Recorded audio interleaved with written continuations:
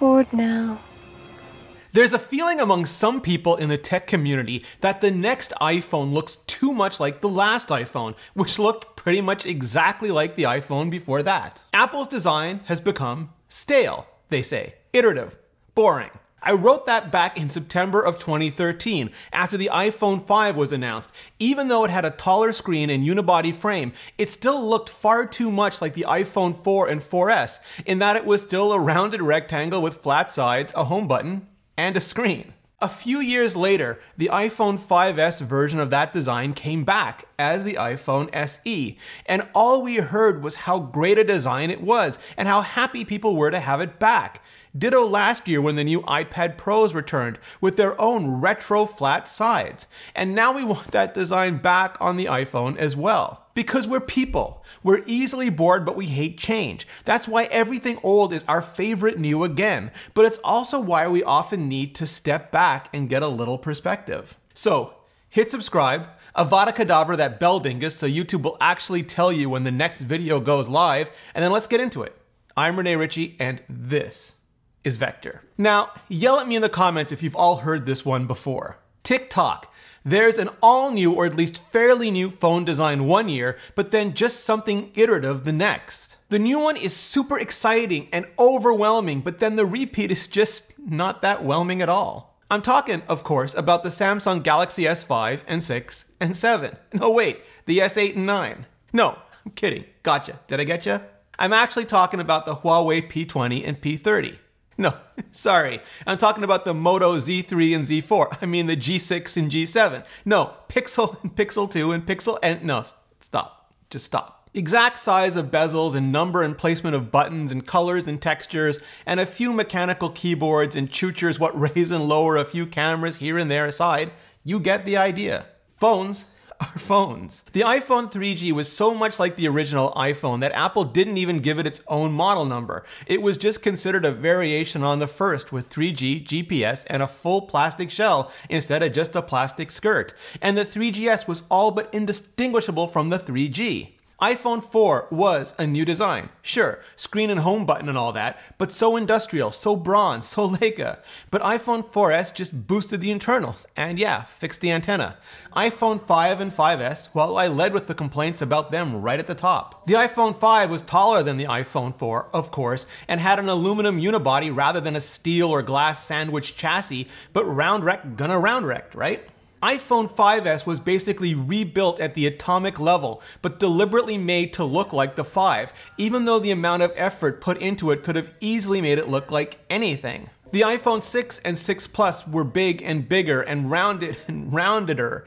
The iPhone 6S and 6S Plus once again started over with completely new aluminum, gasketing, sealing, strengthening, and more, but also again were made to look as exactly as possible like the ones before. Same for iPhone 7 and 7 Plus, crazy jet black finish and deletion of the headphone jack and 2 cameras notwithstanding, and iPhone 8 and 8 Plus the same again, albeit with the return of the glass sandwich chassis to enable wireless charging. Colors varied, but only slightly, which is too bad, and I'll come back to that in a minute. Then came iPhone 10, and bye-bye went the home button, in the first truly, completely reconsideration of design since the original launched a decade before.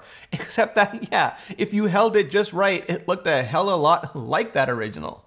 And then the iPhone XS looked just like the iPhone X, and now the iPhone 11 is rumored to look pretty much the same again. Big honking camera bump aside. One reason for that is that Apple had a Platonic Ideal, a form iPhone, in mind since the very beginning.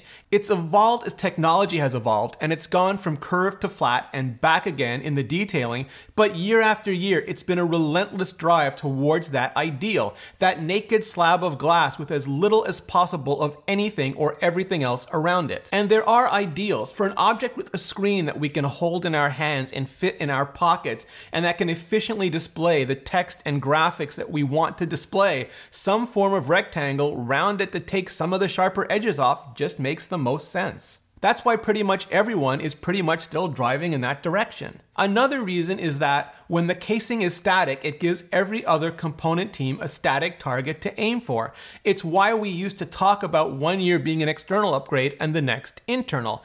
Everyone on the chipset and camera and antenna and battery and you name it and stick a part number on it teams doesn't have to worry about hitting a moving target, and so can make much more aggressive strides forward. Once in a while we get big updates to what feels like everything, but those are much harder to pull off, which is why they're far fewer and further between. Also, and this is super hard for anyone who works in the industry to remember, but most people simply don't upgrade their phones every year. I mean, all of us nerds in blogs and podcasts and videos do, but most people, not at all. Once upon a time, it was every 2 years on contract. Now every 2 to 4, and sometimes that upgrade isn't new, but a hand-me-down or an aftermarket purchase instead. Everything from the expectational debt to the ennui experienced by all of us who see or cover a dozen or more new devices a year is not at all what's going through the heads of people just trying to decide if they should upgrade their 2015 phone, not how much the 2019 one looks like the 2018 one. But regardless, there's a lot of tension and a lot of pushback as well. First,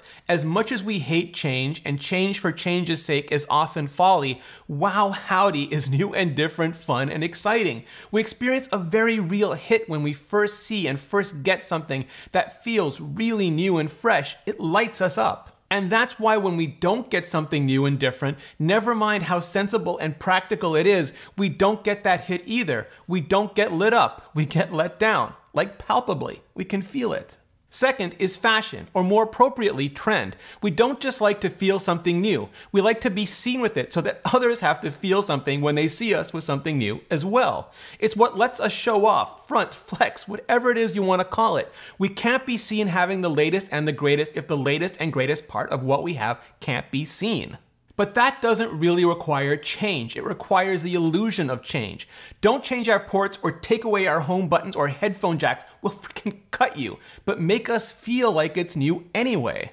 Add a color. Change the finish. Move that punch hole from here to there. Line up those cameras vertically instead of horizontally, or the other way around. It's something Apple has done okay in the past, including and especially with the gold iPhone 5S. Everyone was, iPhone 5S looks like iPhone 5, so boring. What? Gold version? Hit it, Team Coco. So ostentatious. Make fun of it. What do you mean it's sold out? It's so hot and I simply have to have it. Give it to me now. And Apple learned from that and lent into it hard with rose gold and has played around with it more extensively on the mid-range models like the iPhone 5C and now the iPhone XR. But nowhere nearly as much, at least not on the high ends, for my taste, as some of the metallic colors and gradients and effects we've seen so aggressively from other companies. I'd even say without an idea of sales numbers or their effects on them, stupendously from other companies. Sure, Apple or Samsung or Huawei or whoever could make a triangular phone or a donut-shaped phone. Actually, I'm not entirely sure one or two of them haven't announced exactly that already. But my point is, it would be different. Absolutely, but it wouldn't be better. And changing for the sake of different and not better, while oh so very great for media headlines and hits, is oh so very terrible for the long-term viability of companies. And just like last year where the target upgrade market was the iPhone 6 and iPhone 6s, this year the target market will most likely be the iPhone 6s and iPhone 7. And they won't care very much, if at all, how different the 11 is from the 10s, because what crazy nerd world are we all living in anyway? And then, one day, they'll make sensors that work under the display, and optical and sonic fingerprint readers will be as good as the old timey-wimey capacitive ones, and there'll be some computational breakthrough that halves the z-index needed for lenses, and the notch will die, the bump will go the way of the dodo, and for a few generations we'll get those naked iPhone glass screens. And be just as bored of those then as we are of these now, until we either take it even further and get fully on transparent Tony Stark hologram phones, or we go completely in the other direction and demand fine Corellian, knobby, gnarly Millennium Falcon style designs. Which, say it with me now, we'll also get super bored with super fast, because human. But if there's one thing that can protect us from ourselves and pretty much everything else online, it's Eero. They're a launch partner for Apple's new iOS 13 HomeKit Secure Router feature. So what you can get right now is total network protection. Eero Plus offers the ability to block malicious and unwanted content across your entire network. Also, advanced security. By checking the sites you visit against a database of millions of known threats, Eero Plus prevents you from accidentally visiting malicious sites without slowing anything down. Also, content blocking. Eero Plus automatically tags sites that contain violent, illegal, or adult content, so you can choose what your kids can and cannot visit right in the Eero app. Then, ad blocking. Get rid of annoying ads and pop-ups on all your devices. Ad blocking also improves load times for ad-heavy sites, so you can browse and stream faster than ever before. You get third-party security apps, VPN protection from Encrypt.me, password management from 1Password, and antivirus software from Malwarebytes. Best of all, it's ultra easy to set up. Just plug it in and never think about Wi-Fi again. Get $100 off the Eero base unit and 2 beacons package and 1 year of Eero Plus by going to Eero.com/Vector and using promo code VECTOR at checkout. Thanks Eero, and thanks to all of you, always, for supporting the show. Now, I'm sure I'm gonna get a bunch of comments about defending Apple or whatever, but truth is, I'm defending design here. Samsung, Huawei, Moto, whomever, I'll fight for all of them. I never liked the notch, though I've grown desensitized to it, even on the Pixel 3. I don't like camera bumps, though I love better glass on phones. And this new iPhone 11 leaked camera design is never not gonna look like the surprise face emoji to me. Never not. And to be 100% totally honest with you, I'm loving this period of experimentation where we're getting things like hole punches. And even though mechanical choochers would pop up and down or flip around, I mean, I've got hardware failure concerns about them, but they're fun and I like that they're trying. But I'm not gonna pretend like all the phones from all the companies aren't all still variations on that same singular slab. And that's okay. The Porsche 911 is so iterative, it's not just a classic, it's a cliche. Same goes for many iconic car brands and watch brands and camera brands, because brands.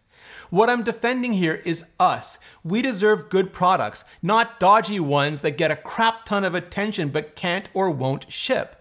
Not trends or gimmicks designed as innovation, which is seriously one of the most misunderstood and misused terms in tech, but good, solid products that just keep getting better. At least that's what I think. Now it's your turn. Hit like if you do, hit subscribe if you haven't already, and then hit up the comments and let me know. What do you hate more? Boredom, change, or both? Thank you so much for watching and see you next video.